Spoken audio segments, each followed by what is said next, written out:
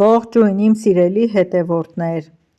Անանուխ, Նանա, Դաղց այս անուններով է տարածված ժողովրդի մեջ այս հոտավետ անուշաբույր խոտաբույսը։ Գոյություն ունի Նանայի 20-ից ավելի տեսակ, իսկ մարդու օրգանիզմի համար ունի մի շարք օգտակար բաղադրիչներ, վիտամիններ, եթերային յուղեր, հանքանյութեր և այլն։ Ունի հակաբորբոքային հատկություն։ Սիրելիներս, ընտրել եմ ամենաառողջ Նանայի կապերը, բացօթյա Նանան է, սպասել եմ, որ բացօթյան աճի, նոր չորացնեմ, որովհետև արևի ճառագայթներից էդ հասունացած Նանան ավելի օգտակար է, ավելի տերևները հաստ են, մի խոսքով ավելի որակով է։ Կապերի վրա նույնիսկ վնասված տերևներ չկային, որ հանեի, հիմա առանձնացրել եմ, մի լավ զննել եմ ու պետք է հոսող ջրի տակ լավ լվանանք, լվանալուց հետո փռում եմ սրբիչի վրա,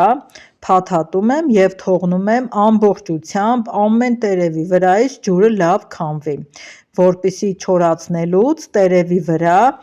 ջրի կաթիլներ չմնան, մեկը մյուսին չկպնեն և մուգ գույնով չչորանա Նանան։ Այսինքն այսօր չորացնելու եմ Նանա։ Հիմա շատերը կասեն Նանայի չորացնելուն ինչ կա, լվանում ենք, փռում ենք, չորանում է, բայց մի քանի րոպեանոց տեսանյութ էի տեղադրել Ռեհանի,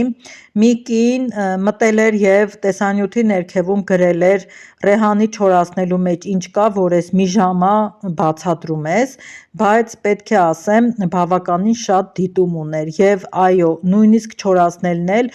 պետք է ցուցադրել, որպեսզի մեկս մյուսից ինչ-որ մի բան ավել սովորենք, կապ չունի, որ այդ կինը զսպվածություն չուներ և հետո ամեն տեղ չի, որ պետք է արտահայտվել։ Հիմա այստեղ Նանայի ցողունը բաժանում եմ 3 մասի, այսպես կարելի ասել։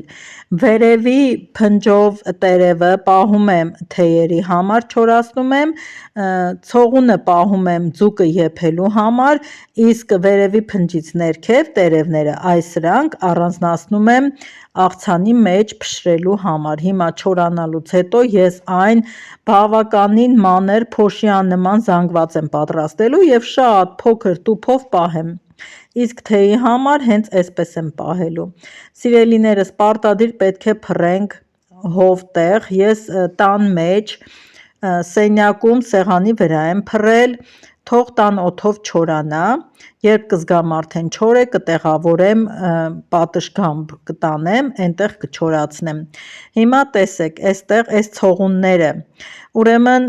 երևի շատերը կփաստեն, որ ձուկը եփում ենք խաղողի այդ ճյուղերի վրա, նույն ձև էլ սա ենք կարողանում օգտագործել, ձուկը եփելուց ներքևի մասը շարում ենք այս ցողունները չորացած և ձուկը դասավորում վրան։ Այստեղ չորացված այդ տերևները, որը որ աղցանի համար եմ օգտագործում, շատ համեղ է կարտոֆիլով աղցանի, կարկանդակների, բեռաշկու համար, միշտ օգտագործում եմ, իսկ այստեղ թեյի համար, որ չորացնում եմ, պետք է նշեմ, որ Նանան ունի հակաբորբոքային հատկություն, պայքարում է մրսածության դեմ և անգինայի, ֆարինգիտի ժամանակ չեզոքացնում է բերանի խոռոչի բորբոքային մասերը և քթի լորձաթաղանթի այդ գրգռվածությունը, պետք է ասեմ, որ չորացրեք պարտադիր ձմռան ամիսների համար, ունեցեք ձեր թեյի չափաբաժինը Նանայի։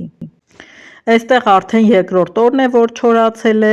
իսկ այս մյուսը պատուհանագոգին եմ փռել և երրորդ օրն է, ցողունները դեռ թաց են, փնջով Նանան մի քիչ խոնավ է, իսկ այստեղ արդեն աղցանի համար չորացվող